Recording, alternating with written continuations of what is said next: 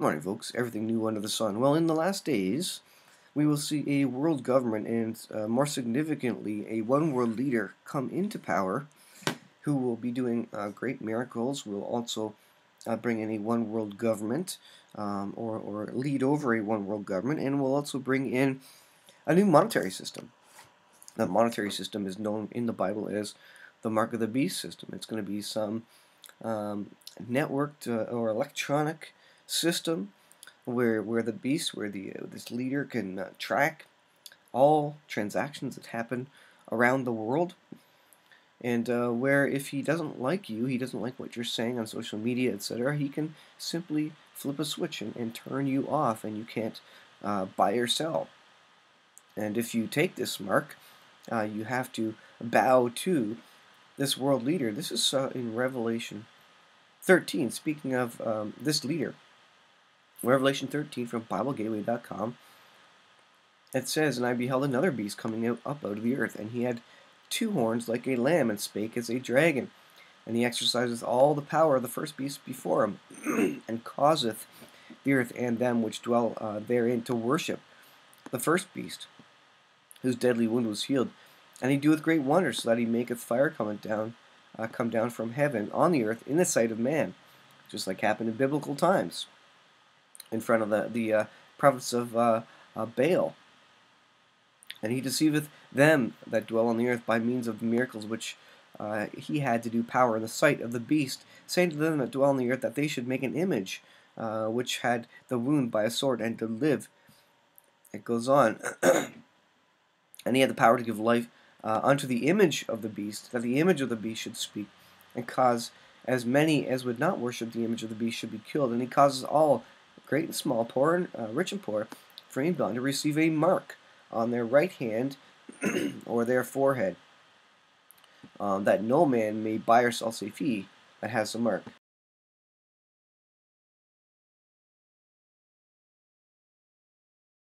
It says, "Here is wisdom. Let him that hath understanding count the number of the beast, for it is the number of a man, and his number is 636, or 666. Now, this has been a question for millennia. What does 636 mean? How does it relate to man? How does it name a man? Is it related to a social insurance number? Is it related to some other figure? What does 666 mean? And of course, that's not the question for today, but that's the question. That's the ever-going question that we won't know until the Antichrist is revealed. And in relation to this, the world government, I've got two articles. And the first one is from Breitbart.com. "The Good Censor leaked Google briefing admits abandonment of free speech for safety and civility." So what the left wants to do, what the world government is going to want to do, what the Antichrist will need is a way to track people, what they're saying, but also to censor them, because they won't want any people saying don't worship the Antichrist, because that would go against all their plans. So the leftists, the left-leaning folks, and the big corporations, Google, are basically censoring free speech in the name of peace or safety. They use the word safety and civility. They don't want anybody saying anything bad about anybody, anything negative, because that can be, they say that will emotionally harm the receiver of that, or the focus of that word or sentence or whatever. And so they're just going to limit all free speech. They're just not going to allow you to say anything negative about anyone at all, and therefore hopefully save the feelings of everybody, because we know in this day and age that feelings are everything. Despite leaked video footage showing top 10 executives declaring their intention to ensure that the rise of Trump and the populist movement is just a blip in history, Google has repeatedly denied that the political bias of its employees filter into its products. But the 85-page briefing titled "The Good Censor" admits that Google and other tech platforms now control the majority of online conversations, as the world moves into things like Twitter, Google services, Facebook, That means the censorship is in the hands of a few large corporations, which now can completely control the narrative and shadow ban you if you say something they don't like. And if you're not part of Facebook, if you're not part of some of these other big services, your voice really isn't out there in the world. You can't really get an audience because these are kind of where people have migrated to. Just one second.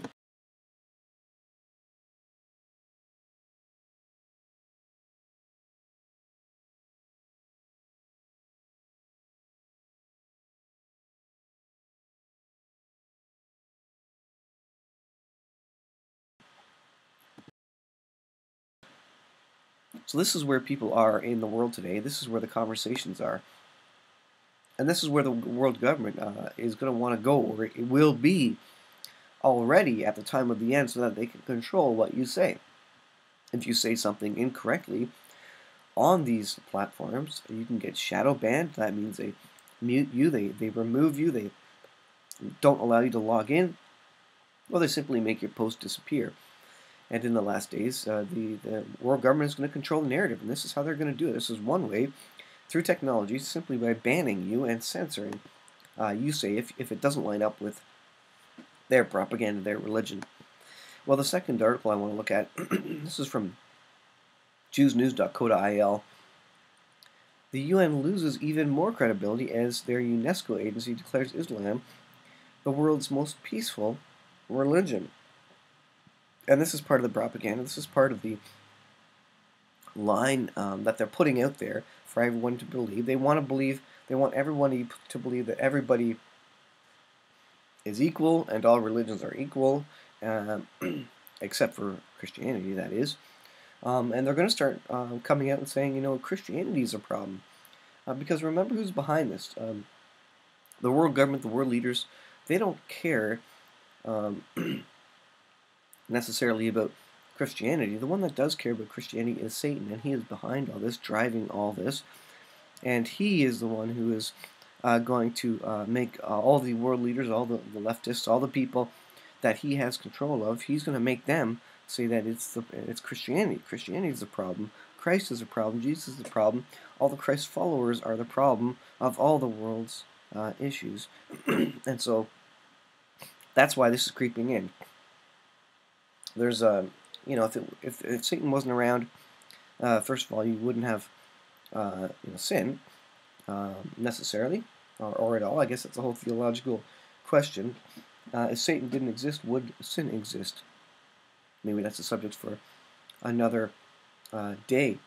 But without Satan, you wouldn't have sinful ideas popping into the minds of men, just like happened to Adam and Eve, specifically Eve, when Satan said to Eve in the Garden of Eden, did God say, and putting questions in her mind about what God said.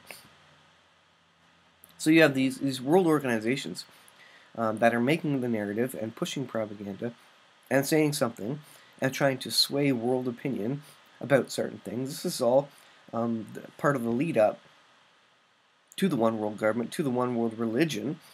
You have to get people on the same board first, saying that all religions are the same, all religions are peaceful, and then everybody can come together and say, you know what, all religions are the same, all religions are peaceful, so let's just make one world religion, and that's exactly what will happen in the last days.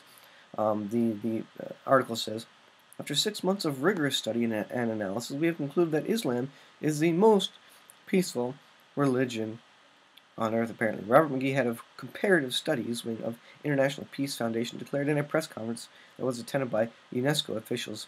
Two, we asked about the terror attacks being carried out in the name of Islam, including the recent ones in Dhaka and Baghdad. The UNESCO official denied that it had anything to do with Islam. So they're apparently disconnecting any sort of terrorism apart from Islam. So I don't know how much of the war and the violence he is discounting or actually completely removed from the history books because he's going to say by his own opinion that it has nothing to do with Islam.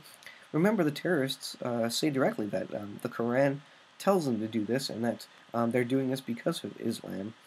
But he says terror has no religion. he says Islam means peace. Well, just because Islam may mean peace doesn't mean that the religion of Islam is peaceful. But this is the narrative that they will share in the last days. Um, and this is all the build-up to the one world government who needs all religions to be on the same footing so that they can combine them all and say, you know what, you're really just all believing and praying to the same God. So let's combine our forces. Let's make one world religion. And then they're going to point everybody to the Antichrist and say that he is the people that they were all worshiping in the first place, and all religions point to the Antichrist. So all these things are combining. There's just a couple of articles to show you that we are well on the way, and this is the way the world narrative is going. The censorship and the pointing towards one world religion. This is what the world, the leadership, is grooming the humans of the world to believe in. So I'll leave it there, guys, and you can make up your own opinion about these articles. I'll put them in the description. Thanks for watching, guys. Thanks for subscribing. Please share the video, and we'll see you guys in the next video.